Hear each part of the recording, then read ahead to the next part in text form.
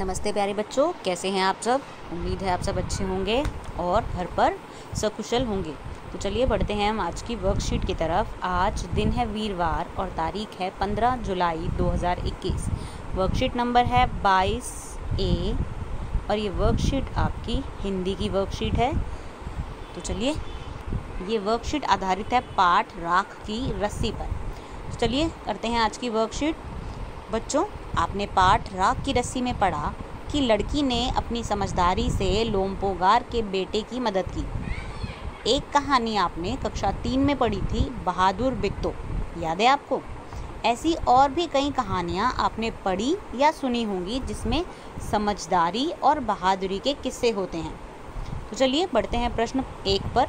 नीचे दिए गए शब्दों से मेल खाते हुए शब्दों को शब्द पेटी में से छांटकर तालिका में लिखिए। आपको यहाँ पर एक उदाहरण भी दिया हुआ है, बच्चा। बच्चे को हम और क्या क्या बोल सकते हैं। शब्द पेटी में है शिशु और बालक, तो बच्चे के लिए हमने लिखा शिशु और बालक। नीचे शब्द दिया गया है लड़की, बेटा, मदद, और शब्द पेटी में हमारे पास शब्द हैं सहायता, बेटी, शिशु, सुत, पुत्री, सहयोग, पुत्र और बालक।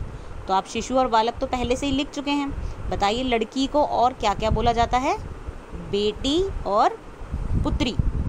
ऐसे ही बेटा के लिए क्या शब्द है, सुत और पुत्र, और आखिर में है मदद। मदद के लिए हम क्या लिखते हैं, सहायता, मदद करना, सहायता करना, और दूसरा क्या है, सहयोग। तो ये हो गए आपके शब्द जो आपने शब्द पेटी में से छांट कर लिखे हैं। इसी पर आधारित है हमारा प्रश्न 2। बच्चों, एक लड़की रीना कक्षा 5 में पढ़ती है। उसकी अध्यापिका ने उसे राख की रस्सी पाठ पढ़ाते हुए पर्यायवाची शब्दों के बारे में बताया था कि समान अर्थ वाले शब्दों को पर्यायवाची शब्द कहते हैं। रीना के द्वारा लिखे गए गद्यांश में कुछ शब्द मिट गए हैं। क्या आप इन शब्दों को सही जगह पर लिखकर गद्यांश को पूरा करने में रीना की मदद करोगे। बॉक्स में दिए गए शब्दों की मदद ली जा सकती है।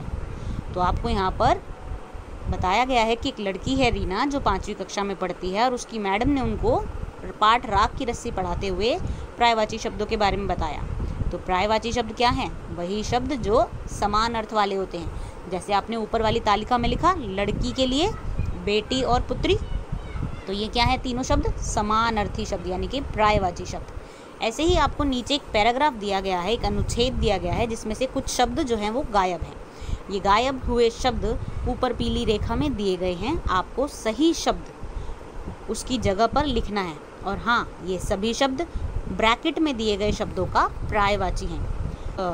तो चलिए शुरू करते हैं इस अनुच्छेद को। एक राजकुमारी को घूमना बहुत पसंद था। एक दिन वह डैश वन का पर्यायवाची में डैश बाघ का पर्यायवाची के बच्चे का पीछा करते हुए खो गई। तो देखिए ब्रैकेट में है वन का पर्यायवाची। अब आप बताइए, पेड़, व्याघ्र, पानी, जंगल और रात, इनमें से वन का पर्यायवाची क्या है, जंगल। तो हम यहाँ पर क्या लिखेंगे, एक राजकुमारी को घूमना बहुत पसंद था। एक दिन वह जंगल में, अब बाघ, बाघ के लिए दूसरा बाघ का पर्यायवाची है व्याघ्र, व्याघ्र के बच्चे का पीछा करते हुए खो गई। रास्ते में उसे एक चमकता हुआ डैश वृक्ष का पर्यायवाची दिखाई दिया। तो बताइए वृक्ष का पर्यायवाची क्या है, यहाँ पर है पेड़। उसने सोचा कि वह बैठकर डैश जल का पर्यायवाची, तो जल का पर्यायवाची बताइए, जल का पर्यायवाची हुआ पानी।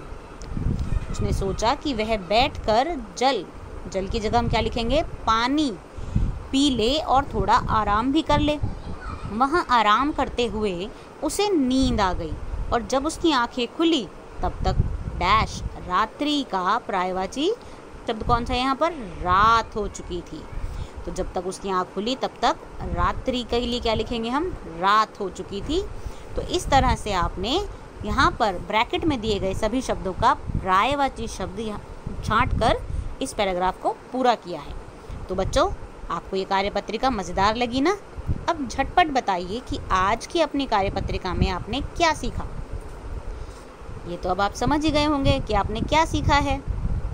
चलिए, अभिभावकों के लिए सुझाव है कि बच्चों के साथ शब्दों का हेर फेर खेल खेला जा सकता है। इसमें दिए गए शब्दों को उनके समान अर्थ वाले शब्दों से बदलना होता है। तो आपको करना क्या है, मतलब माता पिता बच्चों के साथ ये खेल खेल सकते हैं जिसमें वो बच्चे को कोई ऐसा शब्द बताएं और बच्चा उसकी जगह उसका समान अर्थ वाला शब्द बताएगा। सभी सदस्यों में से जिसके शब्द ज़्यादा होंगे वो जीत जाएगा। तो ये है आपकी आज की हिंदी की वर्कशीट। अब बढ़ते हैं हम अगली वर्कशीट की तरफ।